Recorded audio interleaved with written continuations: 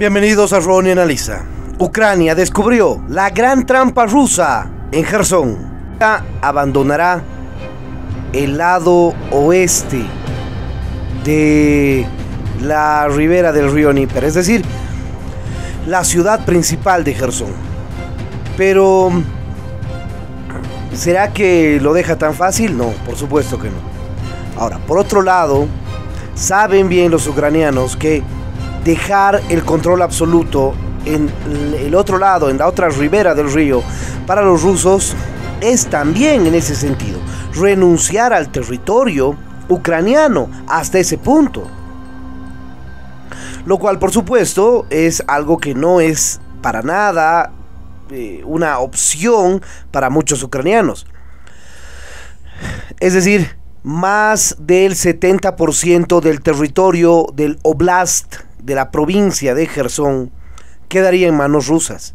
La capital no, lo mismo que en Zaporilla. La capital, la ciudad, no está en poder de manos rusas, pero casi todo el territorio rural, a las afueras, al sur de Zaporilla, también está en poder de los rusos. Esto, según algunos expertos, sería una jugada de Putin para establecer un cese al fuego durante el invierno en las líneas ganadas por el ejército ruso y probablemente negociar un acuerdo de paz con la consolidación del territorio ruso en el 70% de la región de Jersón, el 70% de la región de Zaporilla, la totalidad de Donetsk y el 90% de Lugansk. Entonces, parece que por ahí quiere ir Putin.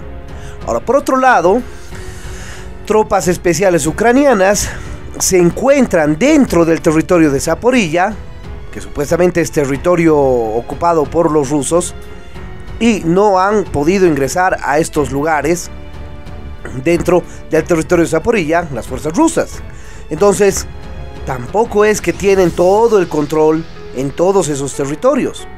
Así que la trampa que quieren hacer los rusos es hacerles pensar a los ucranianos que tomar Jersón será fácil. Probablemente, y como ya lo hemos mencionado, para no perder totalmente Jersón, los rusos estarían dispuestos a hacer explotar, hacer desaparecer la represa de Nova Kakhovka, que está algunos kilómetros río arriba de Jersón. Si hacen volar esa presa, se inundaría Jersón. Entonces, ¿a ese punto quiere llegar Putin? Retirada masiva de las tropas rusas en el frente de Jersón, al otro lado del río Dnipro. La guerra se acelera. La bandera rusa ya no ondea en las sedes administrativas. Las autoridades que impuso Moscú, como Kirill Stremusov, jefe adjunto de la Administración Civil Militar de Jersón, han hecho un último llamamiento a la población para que abandone la zona. Vuelvo a recomendar a todos los residentes de Jersón y a los que aún permanecen en la parte de la orilla derecha de la región que vayan a la orilla izquierda. El parte diario de guerra de Moscú pinta un cuadro muy diferente. Según el Ministerio de Defensa ruso, sus tropas han repelido los ataques del ejército ucraniano en diferentes frentes, causando un gran número de bajas. El Organismo Internacional de la Energía Atómica también ha publicado su informe sobre las acusaciones rusas de que Ucrania estaba preparando una bomba sucia. Tras inspeccionar varios emplazamientos ucranianos, el organismo de control nuclear de la ONU ha concluido que no hay indicios de actividades nucleares no declaradas.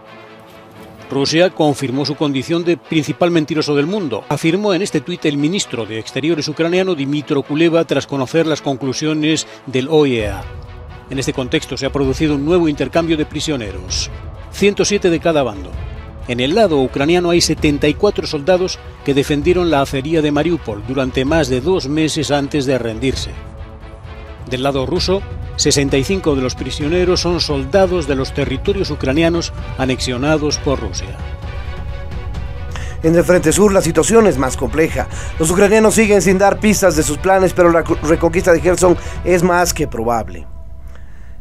No sabemos lo que podrá pasar, desde una tremenda batalla urbana hasta un repliegue de las tropas al otro lado del río Dnieper. Mientras tanto, Rusia sigue destrozando las infraestructuras en Ucrania, con la intención de golpear las estructuras civiles y minar la moral de la población. ¿Tendrá Ucrania capacidad suficiente para resistir? ¿Le servirá de algo a los rusos hacer esos bombardeos? En Gerson el ejército ucraniano está siendo hermético. Poco se sabe de su avance, quizás para no dar pistas al enemigo. Lo que sí es cierto es que el invierno se acerca y lo más posible es que Ucrania quiera recuperar la ciudad de Gerson. Una batalla frontal por las calles sería algo muy duro. El ejército ruso, para cortar el avance ucraniano, está planteando retirar o volar la presa de Novakakovka, de construcción soviética, en 1985. Se hizo un estudio para ver qué es lo que pasaría si se hiciera una rotura. Y parece que el agua avanzaría de manera muy lenta, subiría, poco a poco se iría desmoronando. La rotura en la presa se calcula que subiría un nivel de agua de aproximadamente unos 5 metros durante unos 3 días. Se desplazaría a una velocidad aproximada de unos 25 kilómetros por hora, lo cual no es mucho, es como la velocidad de una bicicleta, y esto no generaría una inundación realmente violenta y grave, pero sí provocaría una inundación. La acción militar especial de Putin era en realidad mucho más que eso. Ahora, un modelo 3D de la ciudad masacrada revela dónde yacía cada cuerpo antes de ser recuperado por el ejército ucraniano. Skiba, voluntario en un puesto de control ucraniano, fue interceptado y conducido junto a sus compañeros a la parte trasera del edificio. Allí ya había un cuerpo.